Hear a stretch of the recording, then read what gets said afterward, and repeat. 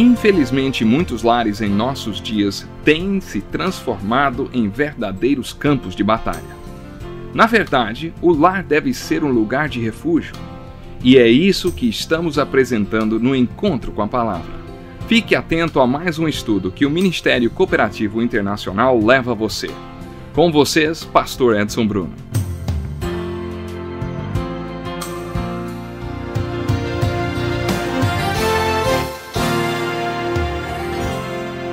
Aqui estamos nós para mais um programa Encontro com a Palavra e é uma felicidade estarmos juntos mais uma vez. Temos observado os princípios bíblicos para o casamento. Há uns anos eu costumava dar muito aconselhamento matrimonial. Durante 20 anos trabalhei muito com isso. Grande parte dos casais que me procurava, logo nos primeiros 5 minutos, dizia que tinha problema de comunicação. Isso me fez estudar o assunto. Dediquei-me a fazer muita pesquisa a respeito. Eu perguntava para eles: vocês tinham boa comunicação antes? Quase sempre a resposta era sim. É difícil duas pessoas chegarem a se casar sem se comunicarem bem. Alguns dizem: costumávamos conversar a noite toda. Uma vez passamos a noite toda conversando até o dia clarear. Muito bem. E como é agora? Agora não é mais assim. Então eu passava uma lição de casa para eles. Se o problema era o fato deles não conversarem mais, então eles deveriam fazer uma lista de razões pelas quais tinham parado de conversar um com o outro. Eles tinham que ser honestos e não podiam mostrar a lista para ninguém, somente para mim.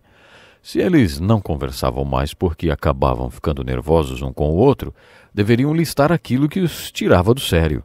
Durante 10 anos coletei esses dados e os estudei. Aqui está uma lista de 24 dos problemas de comunicação mais comuns. Um deles partiram das mulheres, outros dos homens e outros dos dois. Mas vocês ouvirão pelo menos 24 razões pelas quais as pessoas não conseguem se comunicar com os seus parceiros sem perderem a paciência. Algumas pessoas pararam de conversar porque acharam que seus parceiros não as ouviam mais. A mulher dizia: hoje o nenê descobriu a mãozinha, e estava muito animada com aquilo. O marido não dava atenção. Mentalmente ele ainda estava no trabalho ou lia o jornal. A esposa continuava a falar e falar sobre a mãozinha do nenê enquanto ele continuava a ler o jornal. Ninguém quer ficar falando sozinho, parecendo um idiota. E quando a outra pessoa não ouve, quer dizer que ela não está interessada. Isto é muito sério. É a mesma coisa que dizer: não estou interessado em você, nem no nenê, nem nas crianças. Ele não está contribuindo em nada para a comunicação. Você não se cansa de ser sempre a pessoa que puxa, conversa? Está vendo? Comunicação é emissão e recepção. Um dos parceiros pensa: sou sempre eu quem começa a conversa. Ela só responde. Comunicar-se é como construir uma ponte. Eu construo metade e você a outra metade. Eu ando metade dela e você metade. Cada um tem que contribuir com a sua parte. Calados, eles não iniciam a comunicação. Não demonstram interesse em se comunicar. Induzem o parceiro a um monólogo. Mantêm este silêncio frio. Ficam de cara feia, estão machucados e com raiva. O Dr. A.W. Tozer afirmou que o crente não fica bravo, o crente fica magoado. Mas quando se magoa, fica bravo. Quer dizer, no final, são as duas coisas. Talvez eles reajam desta forma por causa da maneira como a comunicação foi recebida. Outra coisa que aparece na lista é: meu marido só reclama. Salomão falou que a mulher reclamona é como uma goteira em um dia de chuva. Fica só pingando, pingando, pingando. Tanto homem como mulher pode ser reclamões. Reclamam de tudo, são contra uma ideia nova, estão sempre reclamando. Uma vez um homem estava me dando uma carona para casa no seu carro novo e lhe perguntei por que ele não tinha falado a respeito do carro para sua mulher. Eu pensei em falar, mas não queria que ela ficasse me dando uma lista enorme de razões para eu não comprar o carro, e eu sempre chegava em casa cansado demais para ficar tentando convencê-la. Por isso comprei o carro sem falar nada para ela. Uma vez a esposa desse homem me contou: quando estamos jantando, ele simplesmente se levanta da mesa, sai e só volta depois de 3 ou 4 horas. Ele estava conosco quando a mulher contou-me isto e eu perguntei: é verdade? Ele disse: é. E eu perguntei: por quê? Ele respondeu: Se eu disser para ela que vou para o jogo de futebol, ela fica brava comigo. Eu vou para o jogo e quando volto para casa ela fica brava comigo de novo. Se eu contar, ela fica brava 2 vezes. Se eu me levantar sem falar nada e sair, aí ela fica brava só uma vez.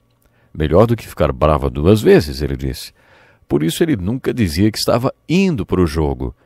Eu uma vez vi uma charge no jornal que dizia: a vaca fala mu, mu, a ovelha bé, bé, o gato miau, miau. Mamãe, não, não. Acho interessante como os homens tendem a dizer sim para seus filhos, quando eles querem alguma coisa e as mães tendem a dizer não. É interessante. Com a mulher não importa a lista das razões para um sim, você terá um não. E com o homem você vai ter que dar uma lista de 10 razões para que não seja um sim. Os dois podem ser do contra, tanto o homem como a mulher. Outro casal estava enfrentando problemas de infidelidade, um grande desafio para o casamento. Não ajuda em nada aquelas suspeitas. Onde é que você estava, hein? Bom, isso só piora a comunicação. Existe uma coisa em comum em todos esses problemas de comunicação: o egoísmo. Todos eles têm suas raízes no fato de que um dos cônjuges é egoísta e que não coloca o parceiro no centro de sua vida. Por isso, não se interessam pelo que o outro fala. Por isso não ouvem. Por isso não se importam com o que a pessoa fez durante o dia. Porque eles são egocêntricos. E você já sabe que o que resolve esse problema é altruísmo, é ser voltado para a necessidade do outro, do cônjuge. Um dos casais em nosso grupo comemorou suas bodas de ouro. Durante a festa, alguém perguntou: como vocês conseguiram? Eles responderam: a chave é estar centrado nas necessidades do outro. Isso dá longevidade ao relacionamento, por isso que faz 50 anos que vivemos juntos e queremos ficar juntos por mais 50 anos, disseram. Aparecem outros tipos de problemas naquela lista que falei para vocês. Outro problema que prejudica a comunicação são os problemas práticos do dia a dia, como, por exemplo, a falta de tempo para a comunicação. E a televisão pode ser um desses problemas, hein? Se a televisão ficar quebrada por um mês, muitos vão perceber: puxa, nós nem conversamos mais, nem sabemos mais como fazer isso. Uma noite fui chamado à casa de uma das famílias da pequena igreja que eu pastoreava, uma igreja onde um conhecia bem o outro. Esta família tinha passado por umas horas bem difíceis. O pai era um corretor de seguros e tinha saído à noite. A maioria dos seus negócios era fechado à noite. Ele veio para casa para um pequeno descanso antes de voltar ao trabalho. É claro que ele estava de terno e bem vestido na hora do jantar por causa da visita ao cliente que faria a seguir. Depois de 5 minutos, à mesa do jantar, a mulher disse: o banco ligou hoje e disse que eles vão tomar nossa casa se nós não arranjarmos o dinheiro. Nessa hora, o nenê, chorando e todo sujo de comida, segurou o braço do pai. Ele olhou para o seu terno todo sujo de comida e explodiu, quase virou a mesa. Quando cheguei à casa, vi uma lei muito prática de comunicação violada. Chama-se a lei do lugar certo na hora certa. Em uma casa tem que haver uma hora e um lugar certo para comunicar coisas diferentes. Aquele não era o momento nem o local para aquela reunião de diretoria. Temos que ter essas reuniões de diretoria onde falamos sobre coisas como banco, sermões que as crianças têm que ouvir e tal. Mas a esposa falou a coisa errada na hora errada. E ela argumentava dizendo que ele nunca tinha tempo e que nunca queria conversar sobre essas coisas. Mas a violação desta lei do lugar e do tempo certo quebra o circuito de comunicação. Existem também certos hábitos de comunicação que podem ser aprendidos com sua mãe e com seu pai. Existe aquele tipo de pessoa resmungona. Pode ser o marido ou a mulher. Lembra-se daquele casal esculpido na madeira e dos laços que vinham dos 2 lados do homem e da mulher que eu falei? Então, pode ser tanto um como o outro.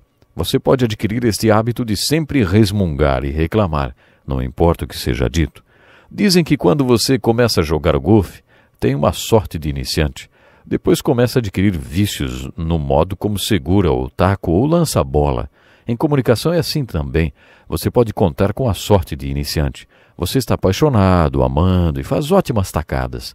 Mas depois de um tempo, desenvolve alguns hábitos de comunicação, como viver reclamando ou outra coisa assim. Às vezes, um problema prático de comunicação é a incapacidade de identificar a necessidade que seu cônjuge tem de ficar sozinho. Querer ficar sozinho por um tempo não significa um mau sinal. Acho que esse tipo de problema pode ser resolvido pedindo sabedoria a Deus.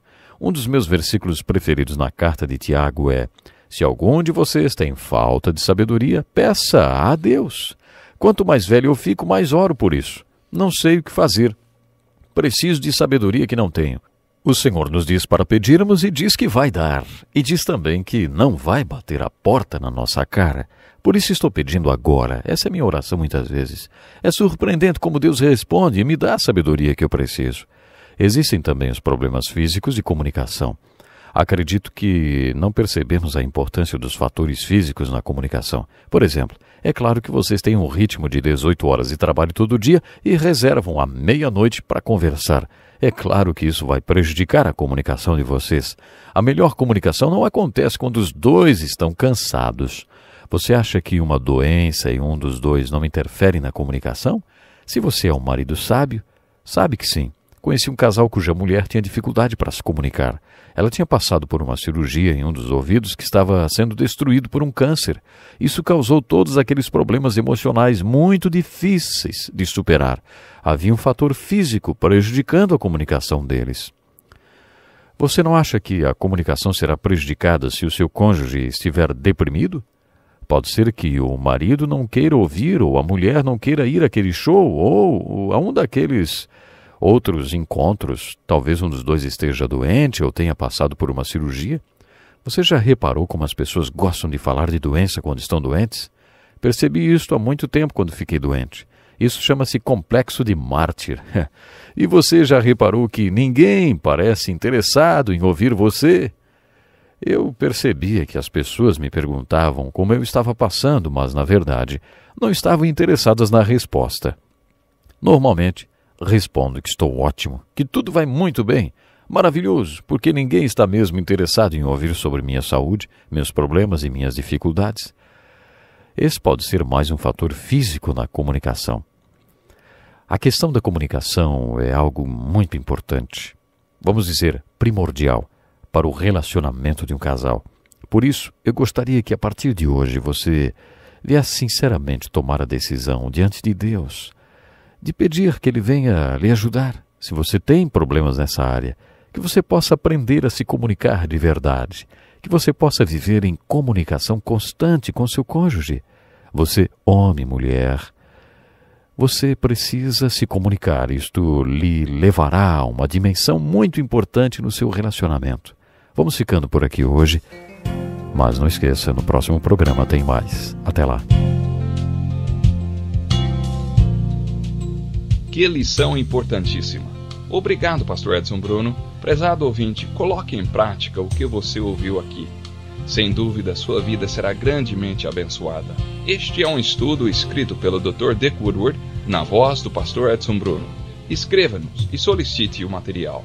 Nosso endereço é Encontro com a Palavra, Caixa Postal 2011, CEP 89201-970, Joinville, Santa Catarina. Até o nosso próximo Encontro com a Palavra.